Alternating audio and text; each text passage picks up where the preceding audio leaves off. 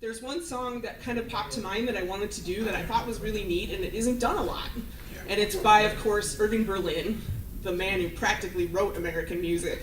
And this one comes from the late 40s. And as we know, Irving Berlin came to this country when he was 5 years old, and he just inspired so many people. And that famous sonnet on the base of the Statue of Liberty, "Give me your tired, your poor," he actually wrote music to it. And it was part of a musical called Miss Liberty. And I just think it's a simple but beautiful, almost kind of love letter to him and to his country that he kind of came to. So that's what I'm going to sing for you now, is "Give me your tired, your poor."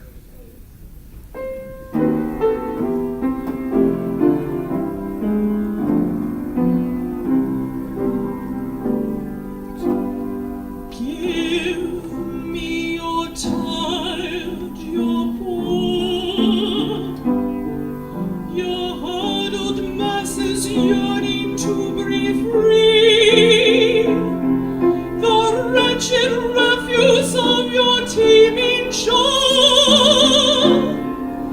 Send these, the homeless tempest tossed, to me. I lift my lamp beside the golden door.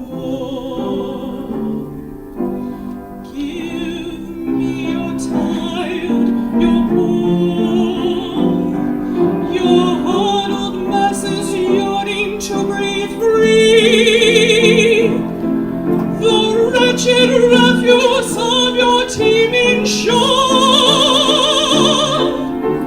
Send these, the homeless tempest tossed, to me. I lift my lamp beside the golden door.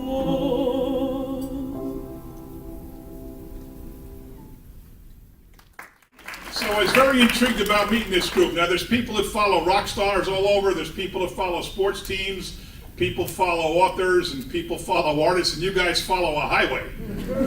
I find that very fascinating. Yeah, Lincoln Highway is in Woodbridge Township. We are the 6th biggest town in the state of New Jersey. There's Newark, Jersey City, Patterson, Elizabeth, all urban areas, and then Edison, which is right next to us, which is a lot like us, is 5th by a couple hundred people, and then we're 6th. 18 years ago, we were 5th, they were 6th in the census. 8 years ago, they were 5th, we were 6th. Next one, we might catch them, although Lakewood is coming up fast from the back, so who knows what we'll be, but it doesn't really matter. But we're a town of 102,000 people. We have 10 different sections of town. You're all from out of state, most of you, all of you. We have 10 different sections of town: Colonia, Island, Menlo Park Terrace, Avenel, Port Reading, Fords, Hope Lawn, Caseby, Woodbridge proper, and Seawarren. When I became mayor, I changed, which was 11 and a half years ago, I changed the motto of the town. I forget what it even was, but now we say 10 towns, 1 community, and that's our motto. We're a very ethnically diverse town. We're more than 50% Caucasian, but not a lot more. We have about a 20% Asian population, about 11 Hispanic, and about 10 African American. Our schools are actually less, our public schools are actually just less than 50% Caucasian. And when you count in the private schools, we're a little bit more just like the regular population. So we're a very, very interesting, very diverse town. We have a whole lot of stuff going on. A strong mayor form of government, which is very good. A lot of towns in the state have all different forms. There's the weak mayor, where there's a borough manager, and the mayor just shows up and cuts ribbons and doesn't really have much to say. But we have a strong mayor, not a business manager. So I'm actually the chief executive officer of the town. That's a full-time job. We have 9 council members. 5 are ward council people. The other run every 4 years, obviously, and then the other 4 at large run with me, so we run opposite. So in 19, I run again with the 4 at large. In 21, the 5 ward run again. And in 23, I run again with 4 at large, so it's staggered. We're 100% Democratic. Most of Middlesex County is. Most of New Jersey is. That's just the way it is. We're Northeast. We're very much a Democratic state. We have a Democratic governor, 2 houses of Democratic control in the legislature.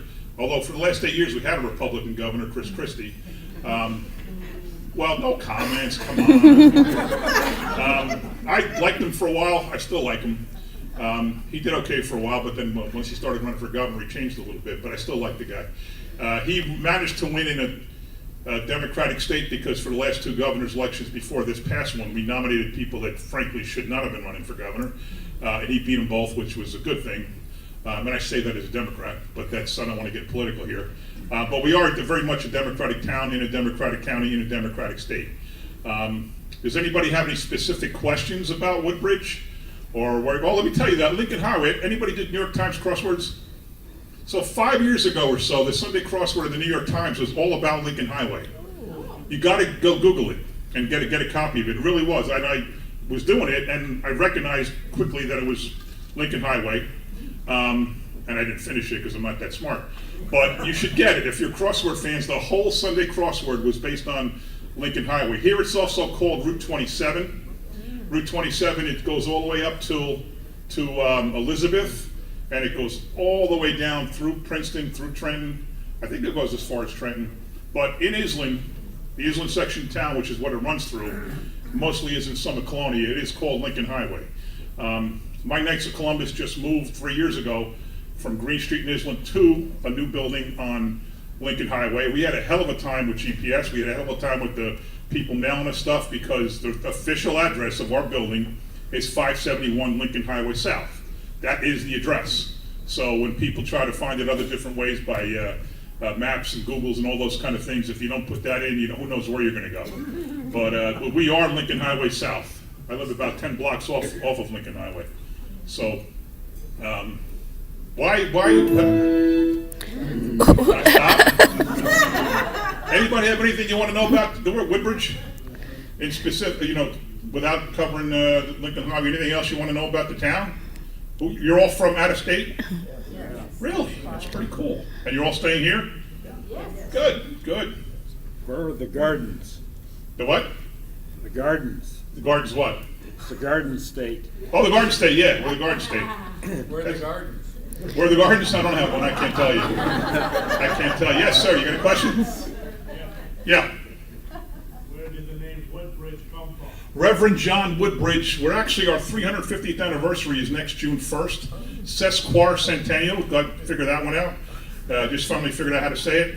Sesquicentennial, we actually had a big gala this past June 1st at our community center. We had a big 600 people in a dinner dance and a cocktail hour and a big band and a guy from Broadway from Phantom of the Opera, all real cool opening. And then next June 1st at our community center outside, we celebrate the actual Sesquicentennial. So we have a whole year of historical events. We have a really rich history in Woodbridge. Reverend John Wood, we are the oldest incorporated township in the state of New Jersey, 1669, which is pretty cool, yeah. Any noted celebrities from Woodbridge? Besides me, I can't think of anybody. Eric LeGrand is the Rutgers football player who was paralyzed back in 2010. Wonderful young man, still confined to a wheelchair, but he has national notoriety because of the way he's handled himself after his injury. He goes around all over the country speaking to kids that get hurt and speaking to groups. Let's see now. Going way back, Captain Carlson. Cody Carlson was the guy in, was it World War II? He went down with the ship. All his men got off the ship and it had plutonium on it, so he stayed till the very end to make sure the Russians didn't get on the ship and take the plutonium. He's a pretty famous Woodbridge resident. We have a National Football League Hall of Famer, Lou Creekmer. I should have been better at this. Where did you go to school? Creekmar? College? I don't know, but he played for the Detroit Lions. I remember that. I don't know where he went to school, but he got a little thing named after him in Town Hall, yes. Do you have a Sons of Italy here? A what? Sons of Italy. Not that I know of. We have an American Irish Association. McCormick, what do you expect me to belong to? My wife's a Magliazzi. She can join the Daughters of Italy if she finds one, yes. Where did the name Isolin come from? Oh boy, somebody was named Island. You had to ask me that. We'll send you our flyer. We have a great historical association. We'll send you the brochures. Give me your mailing list. I'll email everybody. I'll tell you all about it. Somebody literally is named Island, and they settled there. It used to be an airport. Then it was an auto racing place. They used to have big time car races, and then it was a dairy farm, and now it's houses and a baseball field. You with your hand up again? How far is New Brunswick from here? New Brunswick's about a 15-minute ride. Okay. By train, it's 3 stops: Edison, Metuchen, and then New Brunswick. About 15 minutes. That's a great city. Yes, Do you consider Woodbridge North Jersey or Central Jersey? we're central. Kind of central Jersey. Some people say Route 195 is the dividing line between north and south. We're definitely central. Nobody would call us north, and nobody would call us south. Politically, we used to be very insignificant because there's big political forces in the north and big political forces in the south. Not that you care about politics, but in the last couple of years, Woodbridge and Middlesex County have gotten more dominant statewide. So Middlesex County is becoming much more relevant. What else are you going to ask me about history? C. Warren was named literally because the guy that worked on the docks was named Warren, and I'm not lying about this, that when you wanted to get something done, you had to see Warren, and it was literally named after that. I'm not kidding. The C. Warren section on the water, where we have water in a waterfront town, the C. Warren section, the Boynton Beach section was actually where the very wealthy from New York used to come on vacation in the summer. And they would come to the C. Warren section of Woodbridge. It was really very famous back then. Anything else? Yes, sir. What's the name of the body of water that's just to the east of here? Again, in north and south? Kill Well, we something? water the Arthur Kill, Okay. which is between us and Staten Island, and then further down, when it wraps around, it becomes the Raritan River. Those are our 2 bodies of water. We're 12, you know this. We're 25 minutes, maybe 30 minutes from Newark Airport, close to New York City, maybe 40 minutes by train to New York City. We're very centrally located. Every major highway in the state, the 2 biggest highways in the state cross here. The Garden State Parkway and the New Jersey Turnpike cross right, not a mile from here down that way. Route 1, Route 9, Route 27, Route 35, Route 287, Route 440. Probably every major highway and the Parkway and Turnpike, every major highway in the state crosses here except maybe Route 80, which goes up north and it goes west. But every other major highway in the state crosses here. Including the Lincoln Highway. Including Lincoln Highway, which I say 27. I say 27. I should have forgot who I was in front of. I say 27. Yeah. Just the people from New York came here during the summertime. I'm assuming they don't come down now. Is it because of certain reasons, or are there houses that you can tour? Oh, the whole resort is gone. I don't know what made it go, but the whole Boynton Beach Resort is gone. Now there's still some very, very nice houses on the water, but whatever those hotels were are gone. But they literally were right on the water. We see all the old pictures. It's pretty fascinating. We have a town historian that's a former councilwoman that really gets into her job, and she does a fantastic job documenting stuff. Well, seriously, I'll send you something, or I'll send you through your head people there a link to our sites, and you can, if you want to do any homework. I think it's pretty cool. Anything else?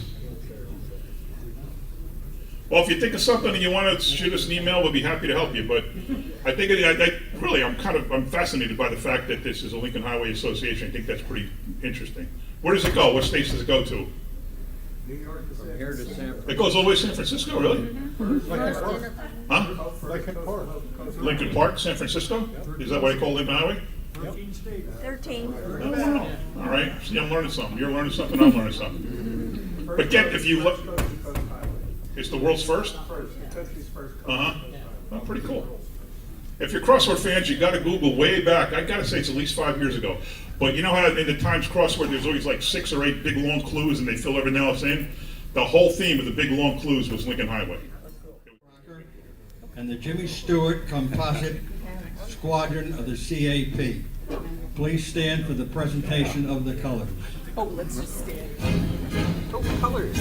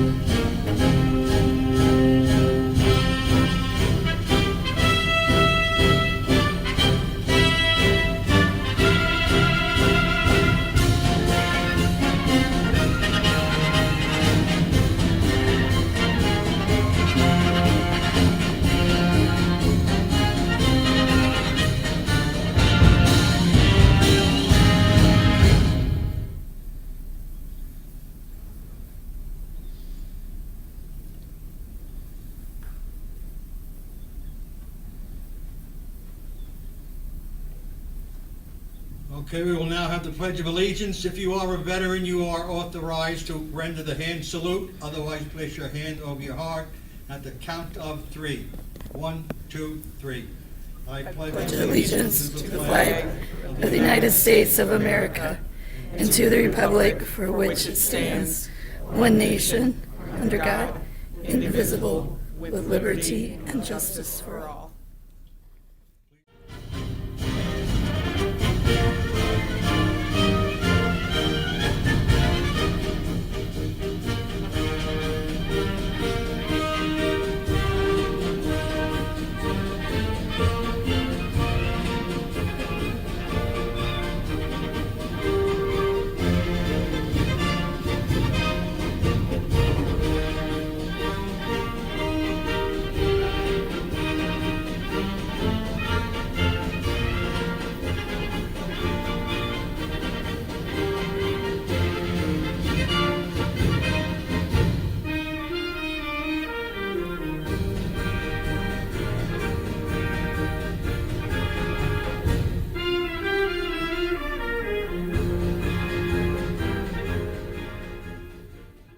This area and the speakers that we're going to have on Saturday, as well as the sightseeing that's available for folks to see on Saturday, the tours the next couple of days. This is really a cool place to see both really the beginnings of the United States to modern times. So we're going to get hundreds of years of history, not just with the Lincoln Highway. So the Lincoln Highway, again, it crosses through some of the most fantastic places in the United States. And I'm happy that more people on this side of the United States are finding out more about the Lincoln Highway. Illinois, it's pretty easy because out on the west side of Illinois, there is nothing, so except the Lincoln Highway. So it's really easy for us. But here, to get information about the Lincoln Highway to the local people and get it into the local history, you really got to compete with hundreds and hundreds of years of American history. So they've done a wonderful job. This is a very well-researched group. I hope everybody has a great time this week. Thank you. Well, according to the chart, we're not talking as long as we should, or we're talking too rapidly, so I will slow down. Next on the agenda, last but not least, is our friend from New York. There's a little problem between New York and New Jersey. We don't get along all the time, but thank God we have the guy from New York, Jerry Peppers, the New York State Director, who will tell us what he thinks of New Jersey.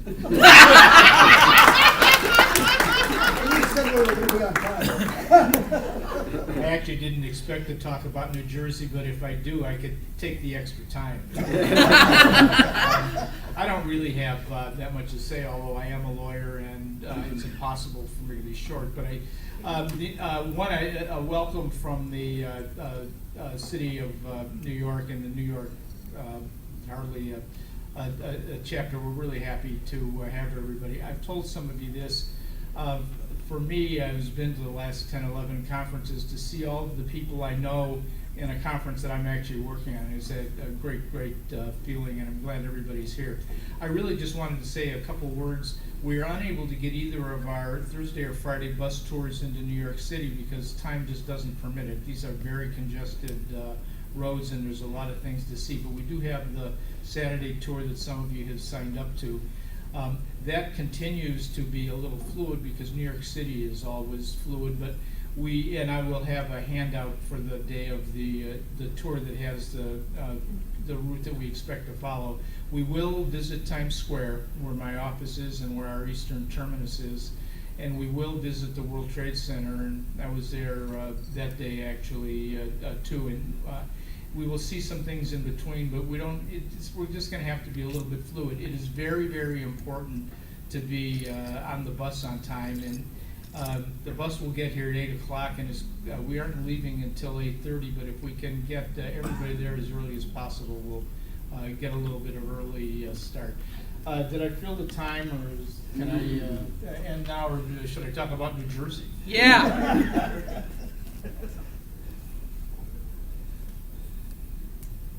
The gentleman in the back, John, do not leave John behind on the bus.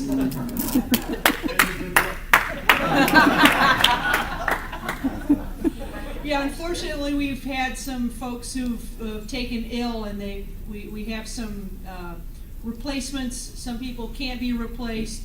John is a replacement, so don't leave him stranded anywhere off the bus. That's the main rule for this week. All the other rules, and we can let some of those slide. But that's the one. Don't leave John behind on the bus. Well, Jerry was very modest. He is the custodian of the Lincoln Highway Eastern Terminus. His office is right nearby, and if he sees he's out there with a sign. It can't, New York City is impossible. You can't put up a sign without 85 different organizations saying yes. So Jerry has a sign. He runs out there for photo ops. I know that people came in from California the other time, and he's out there making sure everything is taken care of. So he's the guy that takes care of the thing by himself. Is the sign permanent now? Is the sign permanent? I don't think the sign is permanent. Is it? No, it's a paper sign that you saw in the documentary, and I have it with me. We'll post it on Saturday as well. Historic paper sign. Now you know why there's a fight between New Jersey and New York all the time. In your Can't get a booklet, sign it up. looks like it's permanent. It is not a paper sign. We were just there this morning. It is on the post, Yeah. right at 42nd and Broadway. Was that gonna Sorry, be a there sign? is a signpost. There's a permanent signpost, and on that post, I'll post my sign that actually has the L. But there, right under the sign that says 42nd Street, there's a sign that has been there since 2012 that says Lincoln Highway. Yes, Yeah. it is there. But no L. But no Eastern term. There's no stylized L. There's no logo. It literally is just a street sign.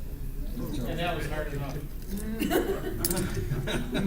Well, here, I thought I would shut up when the salad came out of the door, but it didn't come out of the door. We're supposed to be eating about now. We're all set. Hey, John, Just, hello. are there plans for a group picture? Plans for a picture? Yes. I don't know is the photographer here? I understand on the North Tour there was one in front of Lincoln Monument in Jersey City, and there's one in Weehawken. The Weehawken Historical Society will have somebody there at Pershing Road where it started, the Lincoln Highway started in New Jersey, in Weehawken. The terminal has been taken over by Waterways, but you can pretty much see what's there. The Pershing Road is a road that went up, and the road, it's in your booklet too, some of the things along the Lincoln Highway. And there's another picture, I think, being taken in a Lincoln Monument in Newark. But where the photographer is, I don't know. Everybody's got a camera, we'll take turns taking pictures. I guess I was in this one, I'm not in that one. But, now, what else can I say? Except where's dinner? We'll get them start serving. And anyway, this is an historical organization. Is that true? In a sense, you're interested in history. Then I have a quiz. Oh boy. Everybody has heard of King Arthur and his Round Table Knights. What is the name of the knight who actually built the Round Table? Nobody knows. It was Circumference. That's New Jersey. Is it that bad? Who supplied the wine?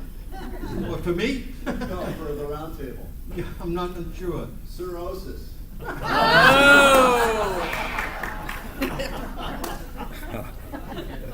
You know about Circumference, he was heavy because there was too much pie.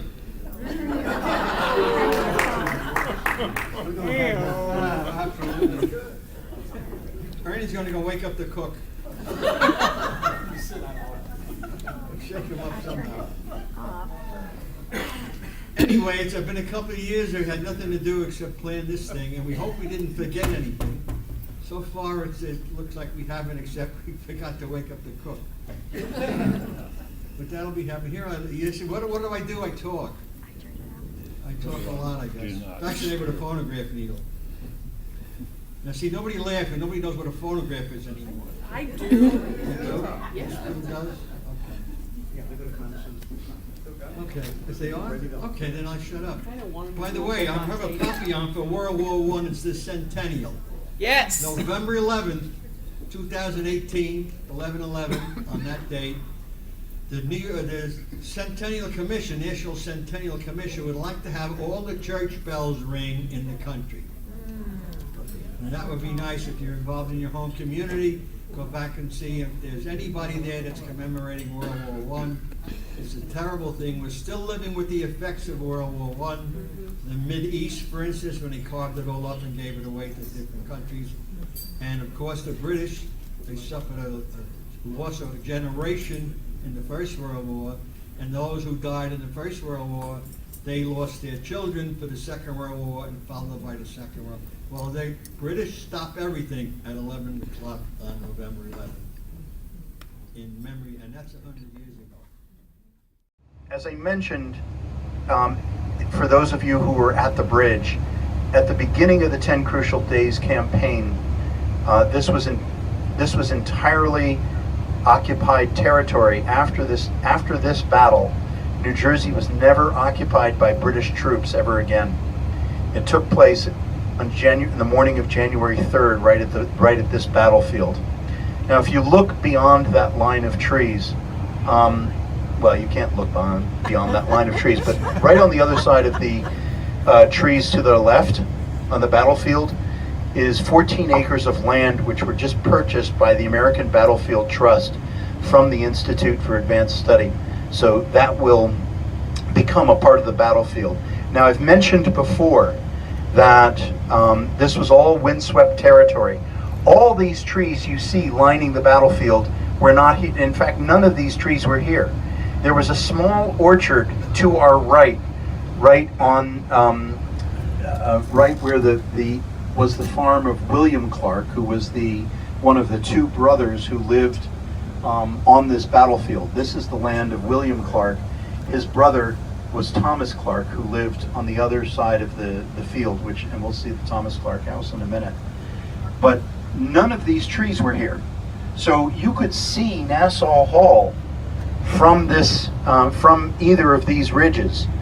You could also see the battlefield from the top of Corcoran's Hill, which we'll see in just a few minutes. Mercer was brought up to that house where he died 9 days later. The Quakers, after the battle, came out onto the battlefield and collected the wounded. So they were cared for at the Clark House. There is that colonnade, which you see to now our left, had nothing to do with the Battle of Princeton. Essentially, they were built for a home in Philadelphia in the 1860s. That home burnt down, and they brought them up here, and they were put onto another home, and that home burnt down. From money given by Louis Bamberger. Louis Bamberger was the merchant who began Bamberger Macy's.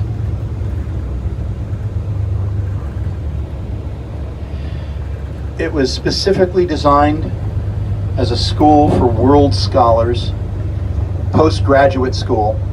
This is not connected to the university at all.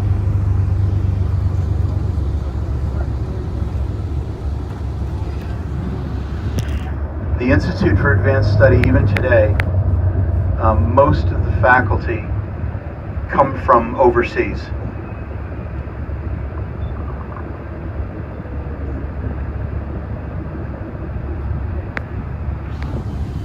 bus driver tells us that one of those windows just to the second floor to the left was Einstein's office. I didn't even know that.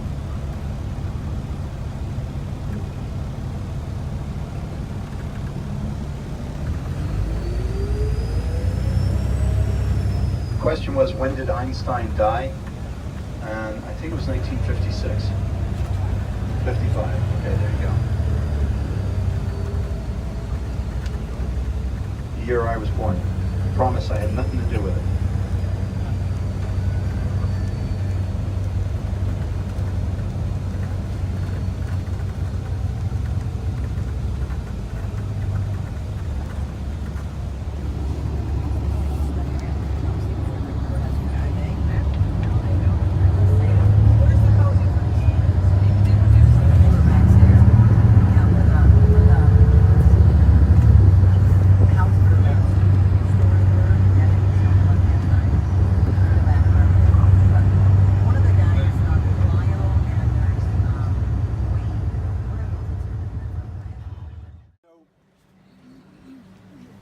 We are in the town in the early republic that was known as Taylorsville, Pennsylvania. Mr. Taylor had purchased this ferry crossing from Mr. McConkey 6 months after Washington crossed the Delaware. Almost all of the buildings that you see around you were part of Taylorsville.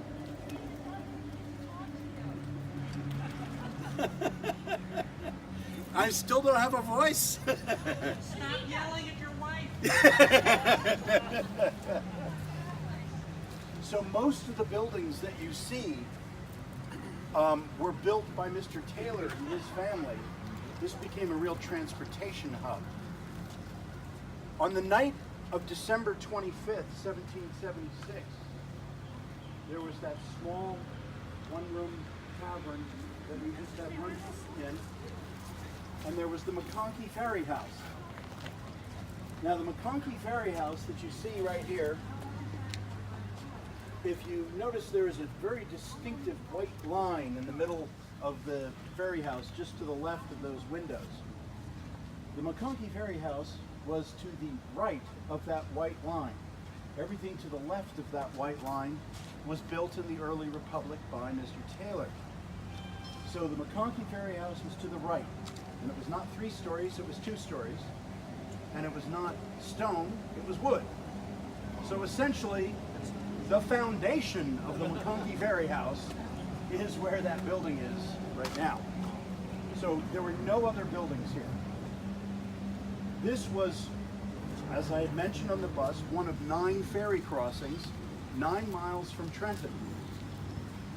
On the night of December 23rd and 24th, orders were sent out for all of the regiments that were encamped up and down this river for about a 25-mile radius up and down where all of the ferry crossings were, to march to McConkey's Ferry. Up from the river, they didn't want to be on the riverbank, so the regiments met at what is called the Valley of Concentration. So when you guys get on the bus and you look across the street, you'll see a big field. That was where the troops marched. Now the McConkey Ferry was right where the bridge is. A ferry boat is a flat bottom boat that was used to take 18 pieces of cannon and 120 horse across the river that night. You couldn't get horses onto the Durham boats that we're going to see in a minute, or the cannon. So that's why they needed a ferry. Mr. McConkey was a Scotch-Irish old crusty bastard who was loyal to the cause. So that was another reason why they came here. He was one of those New Light Presbyterians, and there were a number of local militia ferrymen who helped Washington's army use these ferries to get across the river. Now that bridge that you see there today was built in 1903. And if you drive across that bridge, it feels like it was built in 1903. Very narrow. Okay. But of course there was no bridge there. And that night, I've talked about how the river was much higher than what you see now. And the famous Leutze painting, which you'll be able to see when we go into the visitor center, okay, shows these big icebergs. Well, there were no big icebergs floating down the Delaware River. It's broken up sheet ice that's floating down the river. The Washington's plan was to bring the bulk of the army across here at McConkey's Ferry and to march up to the Bear Tavern Road and 9 miles into Trenton, splitting the army in two because he wanted to surround Trenton. Another part of the plan was 800 men, New Jersey regiments, were going to cross south of Trenton to keep the Hessians from escaping. These guys never made it across. The ice was too thick and he couldn't get across. So Washington was on his own. There was a third crossing that was supposed to go further south. They got across, but they couldn't get the cannon across, so they said, you know what? That ain't going to do us any good. So they didn't get across. So Washington said, I'm going it alone. Now in the 18th century, it was standard to have about 2 cannon for every 1,000 men. There were 2,400 men here. They had 18 cannon. Why do they have 18 cannon? Well, number one, Washington didn't have all the confidence in the world in his troops. Remember, they had just lost all those battles up in New York. That was one reason. The second reason was he was convinced by his artillery colonel, Henry Knox, a 26-year-old Boston bookseller, that they should attack and commit shock and awe. Ever heard that term before? That's where it came from. So instead of putting these cannon at the end of the column, they put these cannon at the beginning of each of these regiments. One of my favorite questions to ask when we look at this march, okay, this 9-mile march that took place in the middle of the night during a nor'easter, so it's rain, sleet, hail, snow, cold, yucky, dark. These are regiments from Virginia, Delaware, Maryland, Connecticut, Rhode Island, New Hampshire, Massachusetts. You didn't hear me say New Jersey, did you? Territory. How did these guys know where they were going? There were local militiamen. We know their names. We know the actual names. 2 men from the Hunterdon militia across the river were put at the front of every one of the regiments. Each of the divisions was led by these New Jersey militiamen, basically who knew the farmland, who knew where they were going. So it was these 13 men who both on this night of December 25, 26, and also led Washington's men from January 2nd to January 3rd to Princeton. It was in this campaign that Washington gained a new appreciation for militia. I mentioned to a few back of the millstone, this is where Washington learned to fight an insurgent war. This was an insurgent campaign. Local people fighting against an invading army. Ho Chi Minh studied George Washington's tactics. Ho Chi Minh used George Washington's tactics during the Vietnam War against us. But it was here where Washington learned how to use the locals to cross, march 9 miles, and surround the town. One interesting piece of military history. It was at this spot, 4.5 miles after the crossing, was one of the first known recorded spots in world military history where a general turned to his commanders here in West Trenton, the colonial Birmingham, and was told, "Gentlemen, synchronize your timepieces." Happened right here at a 7-Eleven. Okay? Then they picked up some Dunkin' Donuts across the street and made their march.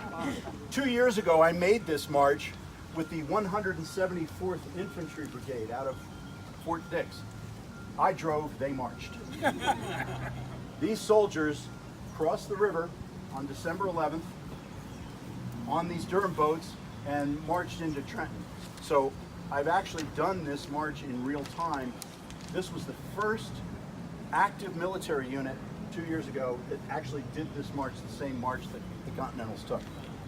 So Washington's plan was to get across the army, get across the river, and attack by 6 in the morning before it got dark, or before it got light. That didn't happen. They started crossing at 4:30, just when it was getting dark on December 25th. He wanted everybody across by midnight.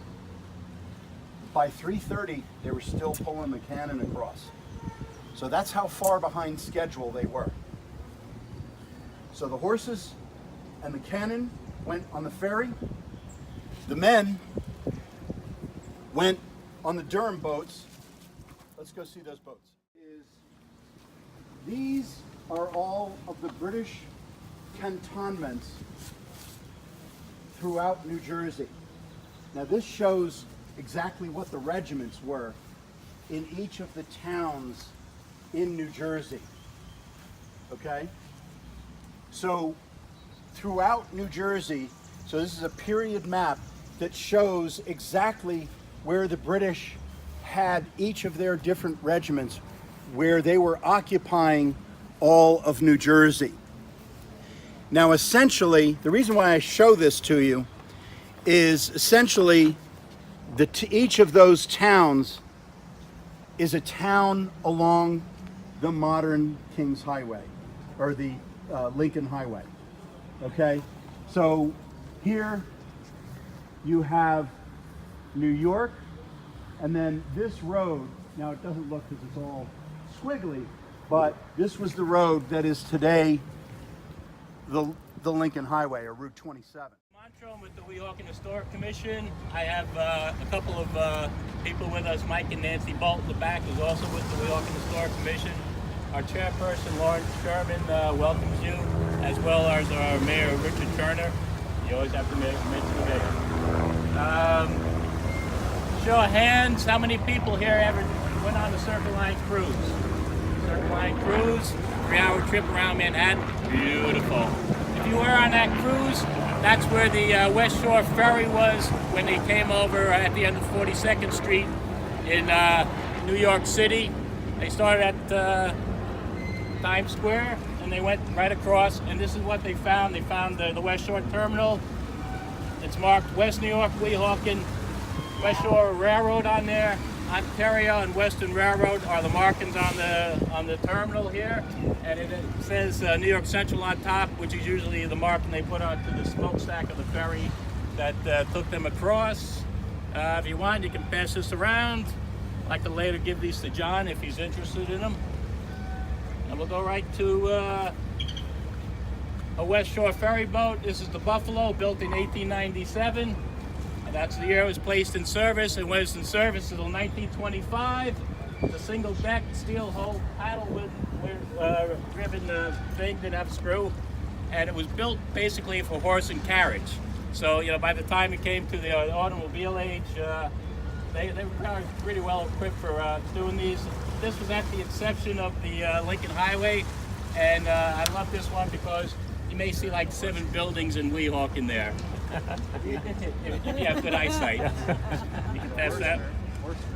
Yeah, you know, horse and a lot of cattle too. They said sometimes a lot of droppings on the floor. All right. This is where they made landfill. This is huge. This is the West Shore Terminal. It took up half of the northern Weehawken waterfront. All this thing. The terminal had 5 ferry slips. It had 16 passenger tracks. It had a trolley line coming down. It opened up in 1883, which is pretty old. And it closed in March 25th, 1959 was the last ferry, unfortunately. And in August 61, she burnt to the ground, which is a waste. Built with money from George Pullman of the Pullman car fame, in opposition with the Vanderbilt Railroad, which was the New York Central, and he also had the Hudson River Line, which is still in existence. If you ever go up the Hudson, you'll see the tracks on the other side. That was Vanderbilt, and they built it here, and they got away with it, because usually they used to buy sections, the railroad, of waterfront property, so you couldn't lay tracks down. They put a hole in the tunnel here at 48th Street, underneath 4th Street, which would be a block over from 5th Street of the Lincoln Highway, to bypass all these crazy rules and paying extra money for the railroad track to go through the tunnel, and that's how they got up to like Buffalo, Ontario, and all these other things in opposition of Vanderbilt, Cornelius. All right, this is the Stone Point Ferry. It's in a slip. I want you to note right here, there's where the arrow is. There's a pylon for the piers. There were 6 of them. Now only 2 remain. That must be that same stairway that's back there. You can see those Sure it is. piers, those little things of pylons in the water. Those are at the end of the ferry slip. And this concrete here that's holding up this walkway was also part of the ferry slip. And that's what's left of the West Shore Terminal. Unfortunately, nothing on the land, except if you want to count the tunnel. The tunnel, they converted it from freight into the light rail that's used today in Hudson County, going up and down. That's a beautiful ship there, too. So the next one, this is a beautiful photo. This is what the area looked like in 1911. This is what it looked like when Fisher came to scope out the Lincoln Highway. This is what he saw, and we'll start with right here. This is what you're looking at is Clifton Road. It would be later named Persian Road after World War I, but originally this would have been the road that is coming right down here on the Palisades. At the top of Persian Road, when you get to the top, is 4th Street going across. Of course, they had it locked down for 5th Street, which they probably didn't do because maybe poor road conditions, plus the trolley lines that would run next to it. And you can see the trolley tracks running next to the road right here. They ran across, so they probably didn't want the interference there, so they actually went 1 block north when they got to the top and went across the street. And it's probably a better road conditions, and I guess they just didn't want to do anything with the trolleys as they went. And here we have a 1910 photo of 5th Street and Kennedy Boulevard, Union Hill, and North Look at the Bergen railroad is shown in roundhouse, there. too. As you can see, the street is probably made of mud. Yeah. Hopefully they had AAA back then. That's a Lincoln Highway joke. I have a 1926 map that shows the Lincoln Highway going up to the top of the hill of Persian Road.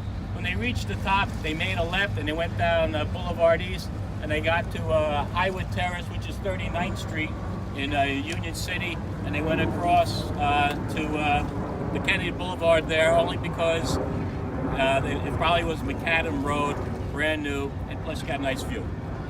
And 1927 was the max year that the ferry was in use. They got the most business, and it also was the year that they opened up the Holland Tunnel. And the Holland Tunnel also brought the end of the Lincoln Highway in Weehawken. because now you can drive the route instead of taking a ferry over. And unfortunately, at least we got the first blood, as they say, out of it. And that's why you're here today. You're not down by the Holland Tunnel. And I always wondered if the Lincoln Tunnel was named after the Holland, after the Lincoln Highway route, in honor of it. You know, they just kind of like pulled the name out of the blue. It was They not. wanted to call it the Weehawken Tunnel, but it's just a guess. We were told that because of George Washington Bridge, they needed to rename the tunnel of the presidential. That's correct. Yeah, I could have used Wilson too. The Roosevelt Tunnel. Maybe they had the Lincoln Highway in mind. Or maybe they did. You know? I I doubt that person was still alive. Alright, and here's the Weehawken mystery. This is a medal that says Gate to Lincoln Highway 1917, Weehawken, New Jersey, USA. It shows the rail car, which exists, a stone stairway, which still exists, but it has it was closed down in 1959, and there was a lot of deterioration going on. What's missing is the ferry and the roadway. And it's interesting that they use the word gate instead of gateway, and the only gate I could think of would be a gate on the ferry. I have one of those. It's pretty small. Yeah. Yeah. You know, why is, you know, it's a mystery. And just a quick fact, December 15th, 1913, there was an 800-car vehicle caravan to celebrate the completion of the Hudson Nexus route on the Lincoln Highway. So they did a quick excursion route, but 800 vehicles. You know, that's like the traffic you saw coming in here. Exactly. Somebody once proposed that was made for a fraternal organization that was having a conference or something in the area at the time. I saw two of them. I have to look that up. Yeah. But the gate at the top with the stone arch, you know, and a wrought iron gate, that's the mystery part. You know, I see what everything you're else saying. is real. Okay. You know. Any questions or anything? It's an interesting question. The last ferry was 67, the Hoboken ferry, which I had the honor. I was too young for the West Shore one, but that one closed in 67. The Staten Island used to carry cars. They banned them. It's now free, and it's just passenger only. I'm sure it would only be needed just to go to like remote islands, like off Nova Scotia to St. Pierre and Miquelon. You might get a ferry car go on there, but I think you know, that was it. And I don't know how many ferries there were on the original Lincoln Highway route. I know there's one. You can add on to there, but they try to get the bridges, and this was a good reason to do it, because 16 they had the federal put up money to make highways and bridges. They wanted at least 16 done, I think, in the state by each, and that's 1917, which is this year of the medal, is when the New Jersey Highway Association came in, and they had one of the council, the commissioners, was Colonel Edward Stevens, who's from Hoboken, so maybe he had something to do with that too. I'm sure there's a lot of secret fraternal things with him that I don't know about. Anything else? You know whereabouts Sully took the plane down? You know what? It's funny that you say here, because at the, you know, when you get to the staircase down there, it's actually Liberty Place, and right here is where they recovered one of his engines. So when the engine sheared off, he lost one engine, it sheared off. They had to go through a block of ice to find the thing. But yeah, I watched it from the top, and at the end of Liberty Place, and where you know, Persian Road is going down, is where they recovered his engine. So he probably landed here, sheared the engine off. It went down, and the tide drifted him across to the city, floating all the time, and they hooked up some tubs to it. Went down right in there. Don't you need to take a ferry to Governor's Island now? A car ferry? Yeah, actually, it's open to the public now, and you're probably right. Military terms, you know, and I'm sure, like the Statue of Liberty, they have to get a boat over it. They have to use like a ferry vehicle lift too. So, you know, with isolated places that you can't really go to, that you need vehicles. such as like fuel trucks. I'm sure they load them on and they take them to the Statue of Liberty and Governor Island. They go out. Anything else with the mysteries of Weehawken? I wanted to take you here because this is where the cars will touch down, and unfortunately there's really nothing marking it, and I would like to have a marker there, but that's what's left of the West Shore Ferry, and it was huge. It was a beautiful complex. I hate to see it go, but everything old is new again. They brought back the New York Ferry. Their slip is over right around the cove here. The maintenance yard, these are the ferries they use, and they just keep expanding. They just keep going, like on the West Shore, they go down to the shore now, and it's all passenger though, but I like to take this because you're not going to have any traffic here. You know, if you have to go somewhere like a play or something. Lincoln Highway sign to put up there. What do you think? You know what would be nice? A concrete marker with a Lincoln Highway on it. When the marker was on the other side of the street, I literally could see it from the back of my office.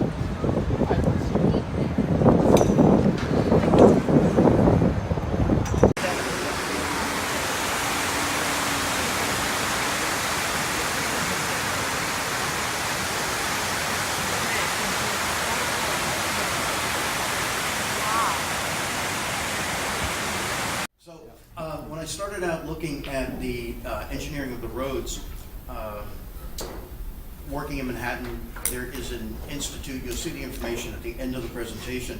It was formed in 1785, and it's a guild, a tradesmen's council, and it was the normal suspects, carpenters, you know, plumbers, but also saddle makers. It was 25 trades that had a guild system that required you to become an apprentice and a journeyman in order to practice your trade.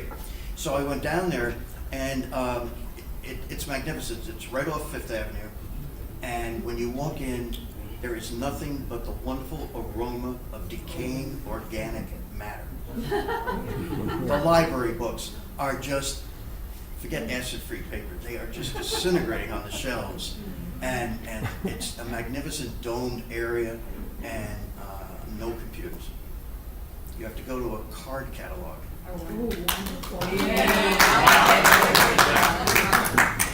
And they bring you the books from the stacks. And so I went there and I wanted to research engineering, civil engineering books on road building from the late 1800s. And the woman brought down the 3 volumes and made me put on the white linen gloves, and then brought me a spine thing so you could break the spine. And that worked for about an hour, and then I realized this is not going to work. I can't spend my life here doing this. So I figured, well, you know, in the interest of mankind, I'll just Google and see if I can buy one of these books at a reasonable price. And what shows up? I don't know if you're familiar with the Google print program, but all 3 books have been totally digitized, made available online for download. And it was just an incredible experience to suddenly have access to these engineering manuals from the 1880s at your fingertips. It was wonderful. So yeah, my wife is from the area. Her father worked the railroad during the day, and during the day, and then at night he raised 40 acres of tomatoes to sell the Campbell's soup down in Camden. So, you know, we're going from footpaths to interstates. I apologize to the people from the Historical Society when they were in the book room about stealing the same words they used. But it's really interesting because, as Michael said, we've gone from necessity. Why do we move? Why do we walk down 10 feet and then 20 feet, 30 feet? Why do we end up building roads? And as a sidebar conversation, when I was in grad school, I took a course on the development of trade with England after the Revolutionary War. And so we went up to Boston and we came back and we stopped at custom houses and so on and so forth. And I told the professor I wasn't interested in writing a paper on his particular, could I write one on the development of roads? And so here's my money tip of the week, folks. Look at a map and find 2 major points of population and buy land halfway in between. Because I started looking at the foundings, and I think as you, I mean, I envy you and you're driving. I mean, it's incredible. But I think there's human nature to start off saying, I'm gonna push myself and go as far as I can. You know, and I'll drive 16 hours to make it. And then as we get a little older or we get married, some wisdom comes into it and they go, you know, I think I'm gonna stop halfway in between for the night. But if you look at New York City and Albany, and then you get Poughkeepsie in between and Newburgh, and so I started plotting the development of these towns, and it just seemed that major population centers, originally people went as far as they could, and then they wanted a little more comfort on the trip. So, and we talked about exactly this topic here, where that's a local trail here in New Jersey, the original Indian Trail, and then we follow it up with the you know, one of our famous mix masters. So we need to walk somewhere. One of the other things, and I guess I was just totally naive about it when I was doing my research on roads. My parents always talked about, you know, so-and-so's on the warpath. I didn't know there were really warpaths. And typically, they would be auxiliary paths parallel to the main road, so the guys could hide out and then jump out of nowhere and go, hey, give me your money, give me your life. So that was kind of it. So we need to move. Hunting, food, water. This is our area in here. We've got Elizabeth, Westfield, Plainfield, Boundbrook, and you know, it's west of where we are now, but goes across the river where we were yesterday, north of where we were. Here's Trenton. But that was the primary native settlers in the area. And I thought that was really great. We don't do that anymore. Maybe that's what we need for publicity. Put one of those on the road.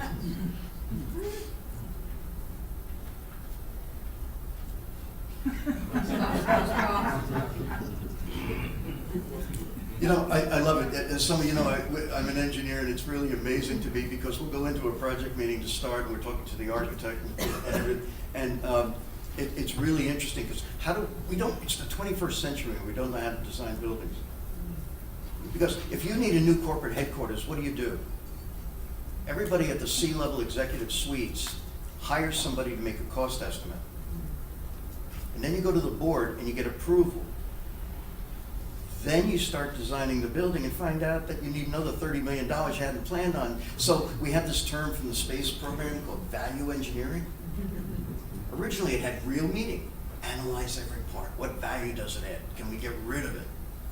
And today we start value engineering after the first meeting. Well, that's not going to work. How do we just get rid of it? So anyway, same with roads. I thought this was interesting. I should have annotated it with one of the references are listed at the end, but basically I think the author here makes a really good critical success factor for a road. What route should it take, and what the location is, and what he means by that is what are the soil conditions I can take advantage of. In other words, if I can put the road anywhere within a quarter-mile stretch, which soil conditions are going to cost me the least to do? How many ancillary infrastructure types will I have to build, and get rid of drainage and embankments? What kind of slope am I going to require? And I've got some numbers here. I hope you haven't seen them before. We're going to jump around a little bit because to make it interesting, these books written in the late 1800s, a lot of them were really treatises on the subject. They weren't much for a lot of illustrations and things.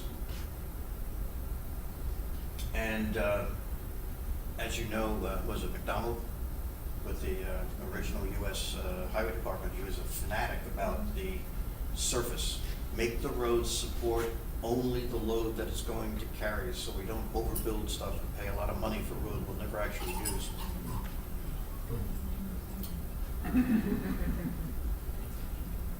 So I think this was a fascinating graphic that I found where in the lower left corner, you're talking about the surface of the road, and then you're looking at the degree of linearity to the road.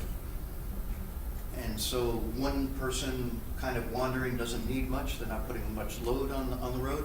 And then we look at animals and so on and so forth up to wheeled vehicles, basically saying by the time you're driving a car, you really need the road to be as straight. Well, of course, there's downsides to that, but basically as efficient as possible. The profits of such improvements are not confined to the proprietors of a road, whether it be a town, a company, remunerated for the cost of building it, but are shared by all who avail themselves of the increased facilities, consumers and producers. And now it's interesting. If wheat be worth in a city $1 a bushel, and it costs 25 cents to transport it from a certain farm, then it will only be able to command 75 cents.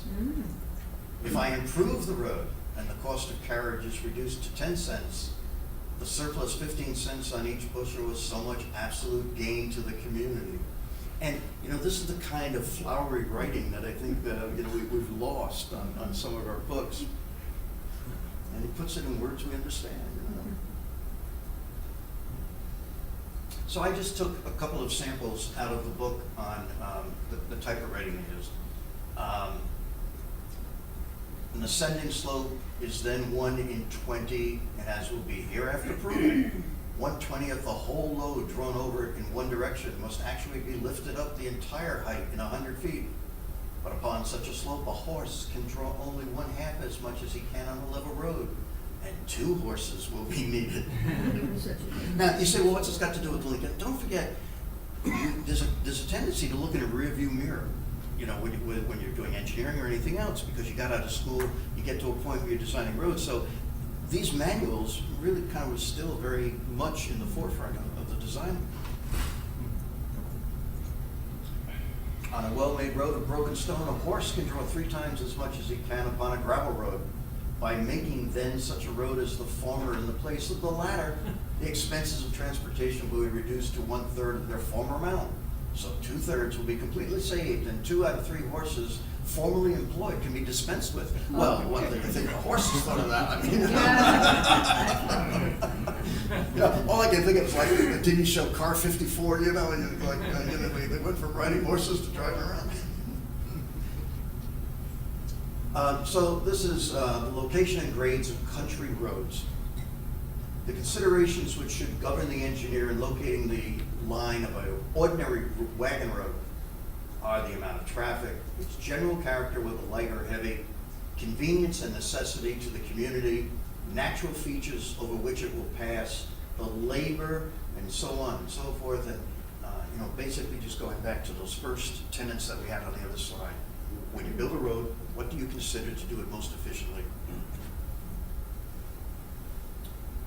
So we all have probably seen at one time or another the earth, corduroy, plank roads, gravel roads.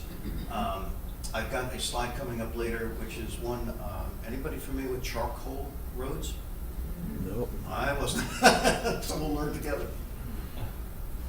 And the interesting thing too is that when I talked to some of you, I wanted to get the engineering standards for the Lincoln Highway. And, it's like, think of what you just said. There weren't any. They were all local standards, local states, local engineers having their own preferences, and they had a lot to choose from. So, quick overview of the types of roads that were popular at that time. We've got a Roman road up at the top. They only last thousands of years. We have a French and an English system which were very similar to each other, but they basically depended on large stones at the base and a wearing layer at the top that could be replaced and maintained, and then macadam on the bottom. What's the difference with macadam? He said if you prepare the subsoil properly, you don't need that layer of rocks there at the base. So it really improved the cost effectiveness of construction. Interestingly enough, some of the, I think it's the Telford roads, one of the interesting things about it was the road construction was great. It was curved, you had drainage and everything, but I think it was him or the French, I forget, they wanted them built inside of ditches. So now the water drained off the side and then it just collected there.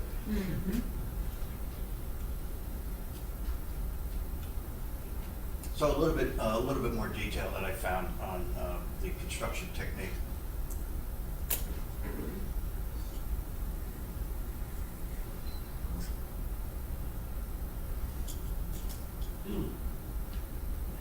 So in France, we had 4 classes of road, 66 feet wide, 22 feet in the middle are paved or stoned, and so basically down to the lesser traveled roads.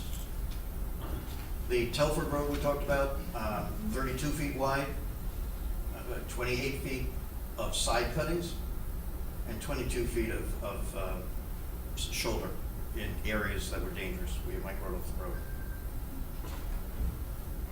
The Cumberland Road, 80 feet wide, of which the finished surface was 30 feet.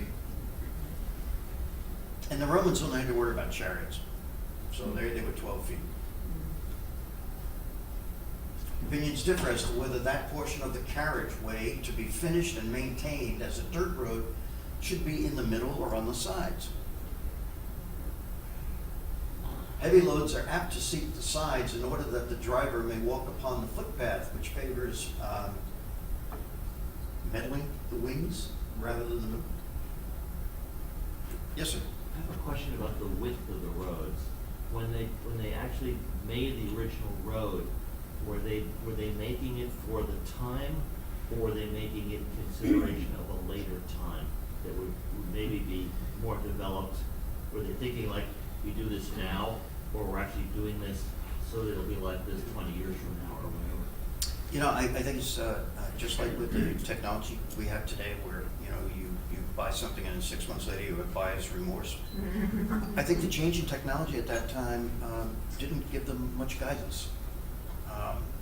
I suspect, and I don't know if anybody researched this, I think to a certain degree the automobile was really kind of an iffy thing. I mean, maybe there was a lot of people who said, yes, at some point it's going to replace horses completely. But when I read, it seemed that they really designed it to compromise and be both. I don't think anybody at that time, but it's interesting. There's a fascinating book I got on the rate of change of technology and innovation. And when you look at it, how fast do you normally drive? Okay, there's no cops here, come on. 65. So the point is, how long have automobiles been driving 65? Not very long. Forever. Anybody ever get on a 707 aircraft? Yeah. How fast did you fly? Almost about 600 miles an hour. Get on an aircraft today, how fast do you fly? Still 600 miles an hour. So I think the road system was in that same bind. They knew they had to do something about accommodating cars, but I don't think anybody knew how fast they were going to go. I don't think, and there's a lot of engineering in these books on the radius and banking the curves and everything. But it's written in that flowery language, like, if the road be banked to increase the force and so on. So I think it was a very difficult time to design the roads because they didn't know how fast the technology would evolve. But they did do realignments, didn't they, at some point? Yes. Yes. But the question though you asked was, did they plan for the road to get wider or different? The answer was no. In fact, it was only a decade or two ago, at least in New Jersey, it got to be the point where nowadays you can't build a bridge that's only 2 lanes wide. You're required by law to build a 4-lane wide bridge unless you can apply for special dispensation. It's the first time in construction history we've shown any sense of planning ahead. They've just put in a new viaduct by my house, and it was in a somewhat historic spot, and they had to fight to kind of compromise.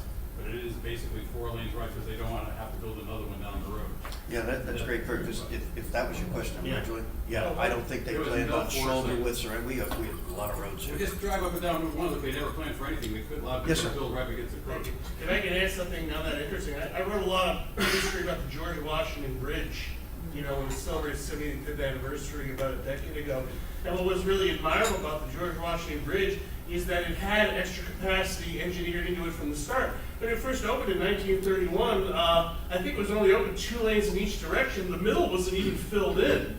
And there was so little traffic on it, you could actually carry on conversations across that gap. That's how wild. And now, of course, the George Washington Bridge, it had a second level traffic added on. They eventually filled in that gap, and then they added a second level of decking underneath it. And now, of course, it's the busiest bridge on the planet, traffic-wise. But of course, you know, things like that, you know, were rare, you know, primarily because also in the early days, you know, when there was that urgent demand to surface highways, it's like, okay, let's just do what we can with the hastily adapted, you know, carriage road that we got, and you know, we'll kick the capacity can down the road. Well, the GW was originally designed to carry the 8th Avenue subway. It's in New Jersey. Oh. And so, the reason they could add the second deck is that had been engineered, and when they went to put what we call Martha on the lower level, all the attachment points were exactly where they were and with the right capacity to hold the roadway, but they originally designed to bring the 8th Avenue subway into New Jersey, which has been a project that's been talked about for forever.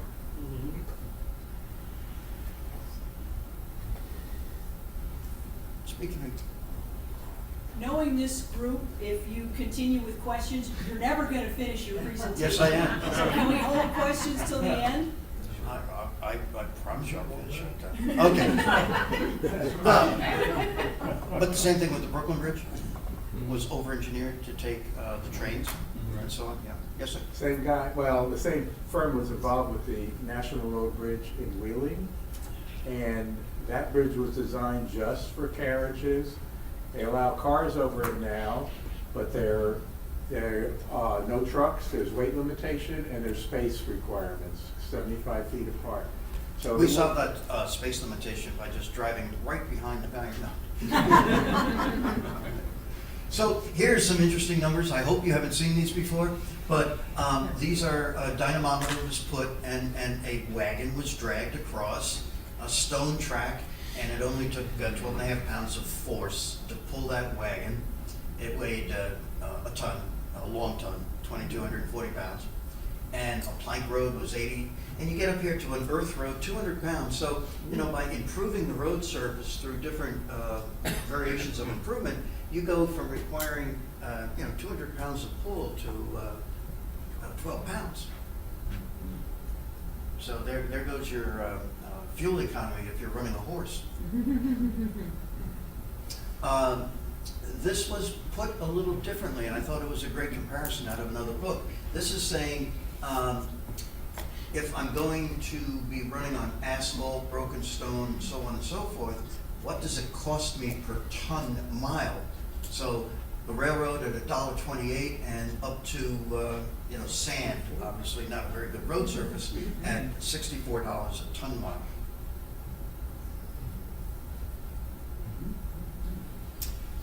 This was just, you're always dealing with moisture, and that's the enemy of a road and everything else. So, it's going to get in there, freeze, fracture. I heard one of my professors talk about water being the universal solvent. Expose something to water long enough, it'll go away. And so you're looking at granite, marble, limestone, and so on, and you look at the percentage of water content, and this will come into play on another slide. So here we have sandstone, and looking at this, it's telling you that, and I assume, this is not the one with the miles, but it's got the strength. So as you go across the country, and you're in Wisconsin, Ohio, Michigan, the strength of the building materials they had varied quite a bit. So once again, we didn't have a universal formula that said this works everywhere, because the local building materials or building stone might not be appropriate for the loads to be carried.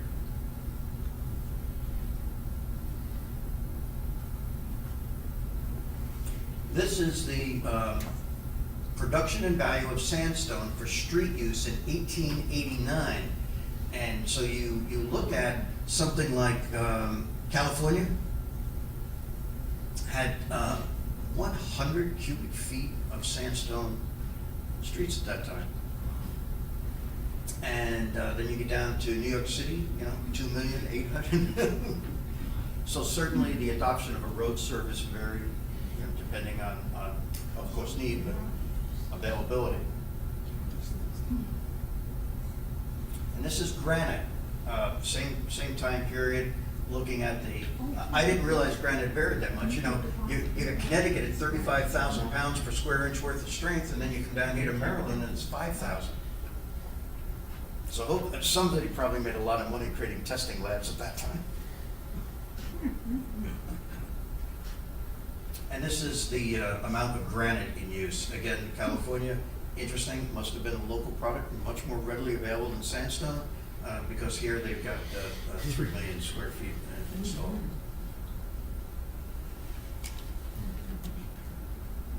New Jersey at 2 million. Wisconsin, 1.2 million.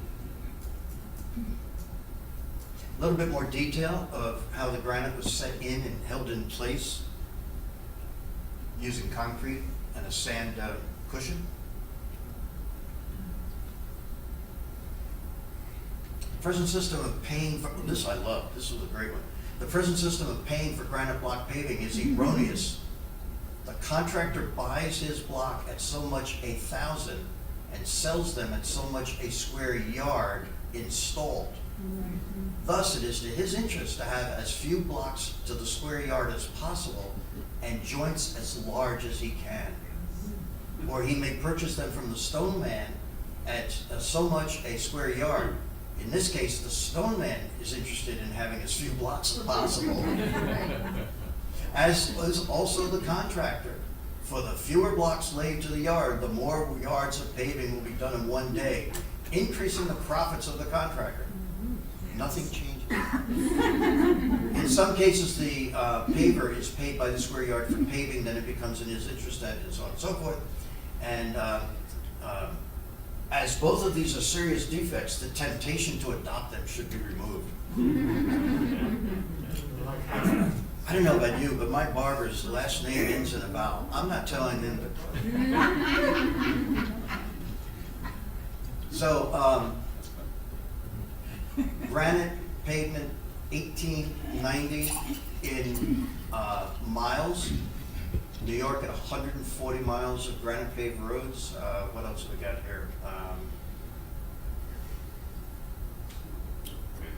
We've got some Cincinnati, Ohio, 30 miles of roads paved with granite.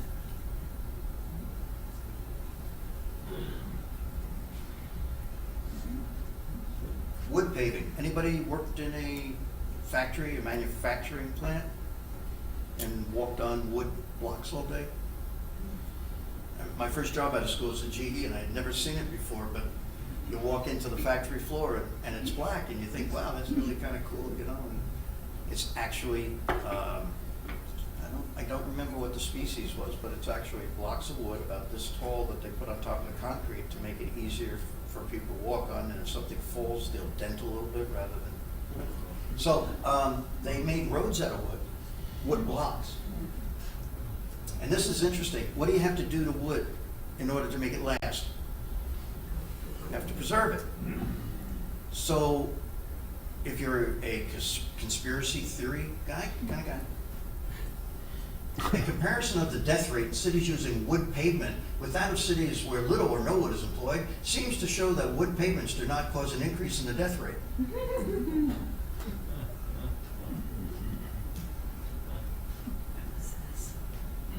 The cost of preparing the different varieties of asphalt for pavement is nearly the same, and as all appear to be about equally durable, the exclusive use of any one of them is due merely to the advantages of freight.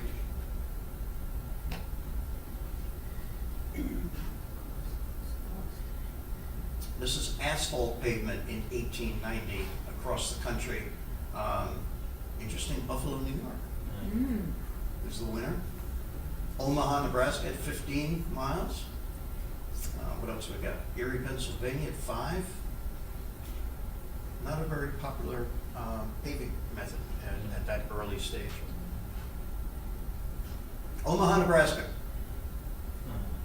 Our temperature varies as much as 150 degrees Fahrenheit between the extremes.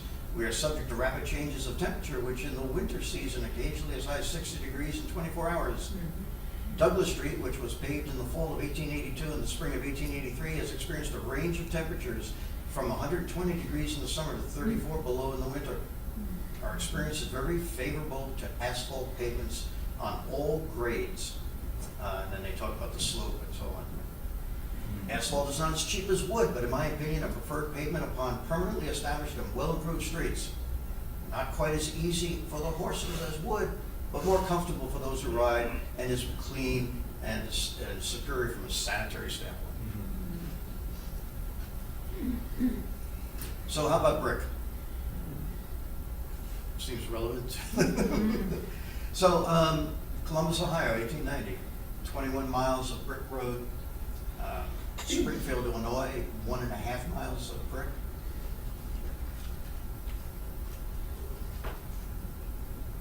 Broken stone roads. Remember, we saw the different pavement and the traction effort required.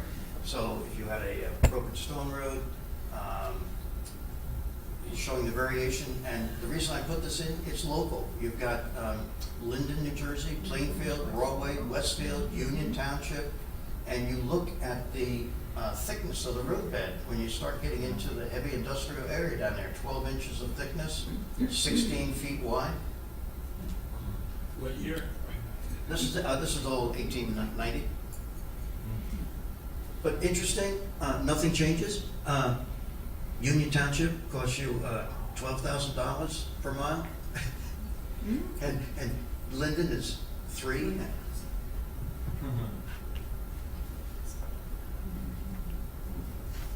So broken stone pavements, principal cities, 1890. What's fascinating to me is when, our generation, when we grew up, the roads were paved. They may have been making them wider. I mean, they've never finished the Long Island Expressway, they never will. But it's just fascinating to see that you've got St. Louis, Missouri, in this case, only 271 miles of stone road. Oh, this is interesting because it's Jersey and we know where the bodies are buried. Except for one. This method of drainage has been very successfully applied to reclaiming the Jersey flats between the cities of Newark and Jersey City.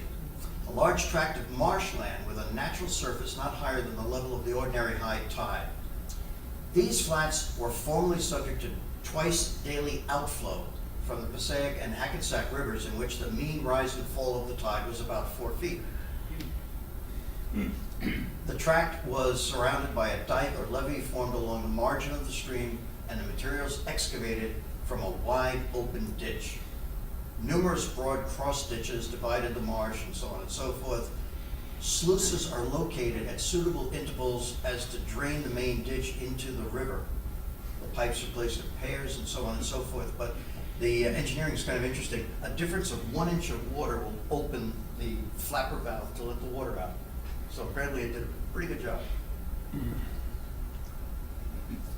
And I may be out of sequence because I thought I had a beautiful photograph of the flapper valve. But there's a lot of sections on drainage. It's so important to the road is to get rid of that water and let it, get it away from where it's going to damage it by freezing and so on. And today we look at a culvert or we look at a drain and it's pre-manufactured. You get it, drop it down. But this is how you build them out of bricks, and they made bricks specifically for just laying them in the ground and forming the drainage paths.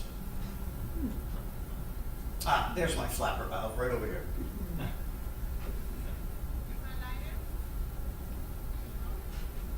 The following are estimates of the cost per rod. I forget, anybody remember what a rod is? 16 and 2/3 of the foot. Say again? I think 16 and 2/3 feet. Okay, so roughly, okay. So it's believed to be fair with labor at $1.75 a day. And so they talk about what it costs to put in the drain pipe and cost per rod, 48 cents, and so on and so forth, and going from drain tile to brick. One of my disappointments in making my presentation today was that I get a number of civil engineering magazines, and one of them has a photo in the back every month of a legacy type of earth moving gear. So I called them, I got an email for the historian. It's been a year. I know he got my email. Never returned my phone calls. I was hoping to have photographs, of the Lincoln Highway and the construction vehicles, but I just never got through to him. Okay, what's that? Roller. Roller, okay. Pulled by horses. Works well, lasts a long time. That is a stone crusher. Now, for those of you who are wondering if you're going to buy a stone crusher, what you needed to look for, you want 200 revolutions per minute, requiring 4 to 12 horsepower motors, and working capacity of 3 to 7 cubic yards per hour of broken stone. The best size for breaking road material is one having a capacity of 8 to 9 inch thick stones and 14 to 15 inches wide. So obviously it's powerful, but I'll bet they didn't wear earplugs. This was fascinating. This is a rotisserie type cement mixer. It had large doors, 2 feet square, and you put your mix in and your mortar and so on and sand, and then you just spun it around. Okay, that is a street sweeper. It was angled to push everything off to the side of the road. Now, there's a problem here. Anybody see what the problem is? What's going to be hauling the street sweeper? Yeah. So, but the interesting thing was, the way this worked was they actually drew it along the road and pushed all the debris and everything else to the side, and then apparently crew of 2 would come along with shovels and just scoop it all up and put it in the wagon and take it away. So.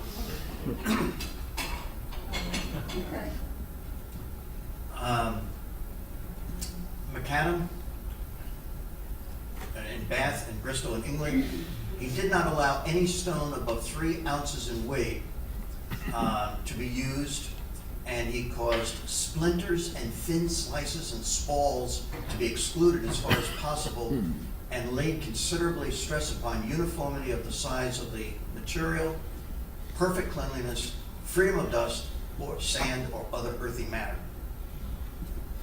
The French engineers, to the contrary, were indifferent to such cleanliness. So we said we had competing road systems, and part of the French idea was that all this stuff is going to get in there, but it's not going to fill every void. So it really didn't hurt anything. I have a question. Macadam, is that the surface of the road, the style of the road? What? It's the, I can go back to the other slide. Yeah, it's the surface preparation, and his big claim to fame was that he got rid of those very heavy stones at the base. He proved that you could have a very well-wearing road just by having the subsoil compacted properly. Because some places Macadam is the surface of the road. They use that terminology. Absolutely, just like a Kleenex is any tissue. Exactly right. What is tarmac? Say again? What is tarmac? All I know is it's not at the airport. No, I mean seriously, you hear people talk about going out on the tarmac, and it's not. I believe it's when they added the bituminous material to the mechanical mix, the rock mix that became that. Is that what it is when you? Tarmac's, it's actually a brand name, and I have ads for it for the Dixie Highway and the Lincoln Highway, different places where it was some sort of like asphalt type thing. When they add the asphalt volume. I think I knew about this, but it was fascinating. Shell roads? Florida, Florida. South Atlantic and the Gulf Coast of the United States, stone suitable for road coverings does not exist, and in most localities, good coarse gravel or pebbles cannot be found. Oyster shells, however, are generally from 4 to 5 cents per bushel, exclusive of the charge of getting them there. And when applied directly to sandy soil as a covering 8 to 10 inches deep, they form an excellent road for pleasure driving or light traffic. They wear much more rapidly, of course, than broken stone and gravel, and require constant maintenance. Charcoal roads. This was a total new one on me. The novel expedient of using charcoal for road coverings is not likely to be resorted to except in newly settled, heavily wooded areas where the standing timber has no market value and must be gotten rid of before the land can be used for agricultural purposes. A case in mention in Michigan where a good road was made through a swampy forest is the following.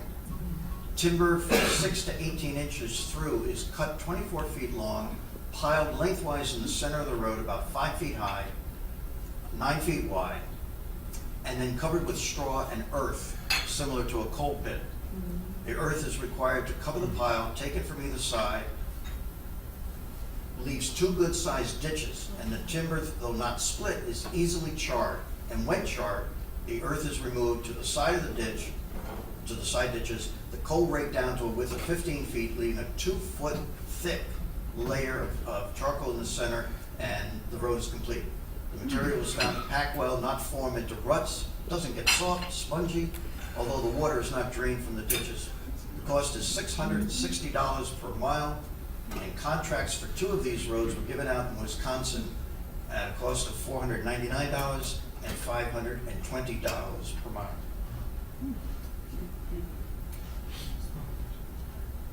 Where suitable appliances labor at $2 a day, the natural American hydraulic cement at $1.50 or Portland cement at $4 a barrel. Basically, they're saying that a contractor per square yard can turn out the concrete highway at $270 to $280 dollars.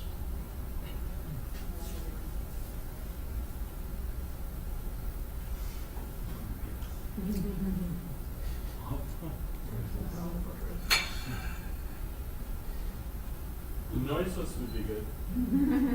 It's interesting, I ran an office for 10 years for a consulting firm, and we did architectural acoustics and noise and vibration. And you know those sound barriers at the side of the road? Boy, could we save a lot of money by not putting them up. In many cases, depending on the design, they are very psychological. The tire noise is a big issue. Yes? They were actually not for noise. They were for areas where the exhaust fumes were spilling into neighborhoods. So they were meant to have the cars churn the air rather than have it spill into the neighborhoods. The noise thing was kind of a myth and a secondary selling point. Yeah, because they're not very. Emissions. We had one of our engineers was interviewed for This Old House or something, and it never made the TV show because man speaks the truth. The guy looks at him and says, well, you know, we've got this heavy traffic over here and we've got this, so what should we do to get rid of the noise from the street? And he goes, well, you build a wall about 2 feet thick and about 10 feet high. They actually just planted trees and told the audience, see, this will cut down. Well, that should be familiar to everybody. So it's whatever your definition of ideal is. So this is the organization I was telling you about. If you want to go online and take a look at it, they have a lot of reference materials. They also have a fascinating, one of the largest antique lock collections in the country. Antique what? Locks. LOX. No.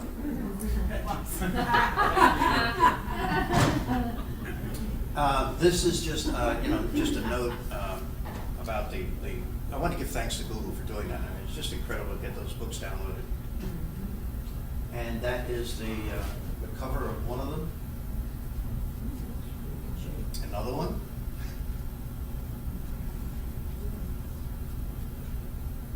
This is interesting. I bought this book to research the program, and I didn't do as much on concrete as I wanted to because, you know, the early construction, it was a little iffy, but this book is fascinating. It explains why the Romans lasted 2,000 years, and what's really scary, and it's not a book to try to just stir up trouble. Why our buildings today are damn lucky if they last 100 years and our bridges last 30. And the secret word is rebar. Rebar has been the curse of reinforced concrete construction since it was first used. Anyway, the book goes into a lot of detail on it. Things have changed, but there were contractors at one time who used to leave all the rebar out so it would rust heavily because they thought it gave the concrete something better to grab onto. I don't know if you're familiar with this book?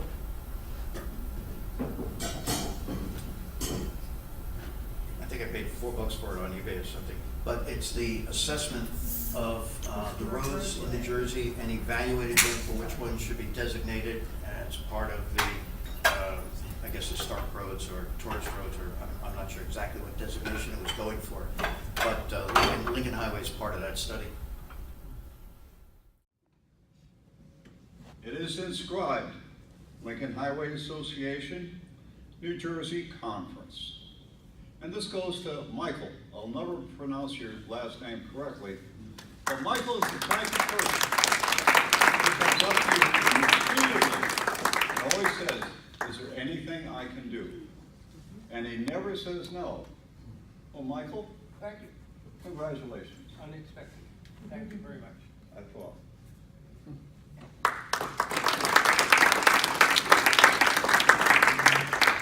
And the other trophy goes to somebody who also does a lot for the entire club, all right? Kay, come on.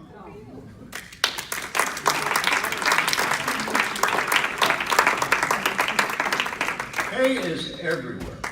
She was down at the cruise night last night when we had 2 cars down there, chatting with the people. It made everybody feel comfortable and have a nice time. Everywhere I look at this conference, I see Kay. And she's always doing something. Kay, congratulations.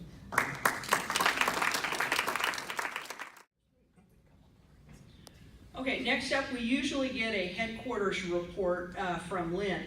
And she doesn't have a headquarters report. She did very carefully count all of the ballots that came in. And then her daughters were, she has one daughter who's local, who you might have met the past couple of conferences, named Pam.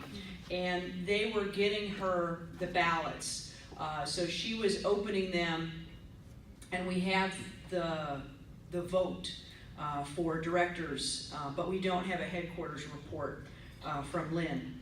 Next up, if you haven't seen the forum, which didn't have the date, we now have the date. So on July 10th, you'll need to check your local PBS listings. There is a series of programs that come out of the Chicago PBS station called 10 That Changed America. They've done 10 parks, 10 houses, 10 cities, and they're going to do 10 roads. So of course the Lincoln Highway is one of them. So July 10th, check your local listings look for 10 roads that changed America. So that series is going to start up again. Then if you can, let your local folks know, that would be great. If you could get something into the newspapers and let people know, that would be nice too. So Lincoln Highway was chosen as one of the 10 roads that changed America. So there'll probably be only maybe about a 5-minute segment total on the Lincoln Highway, but to be included with 9 other significant roads, that's a great thing. And of course, because it's PBS, they'll play it again and again and again. So just keep looking for your local listings.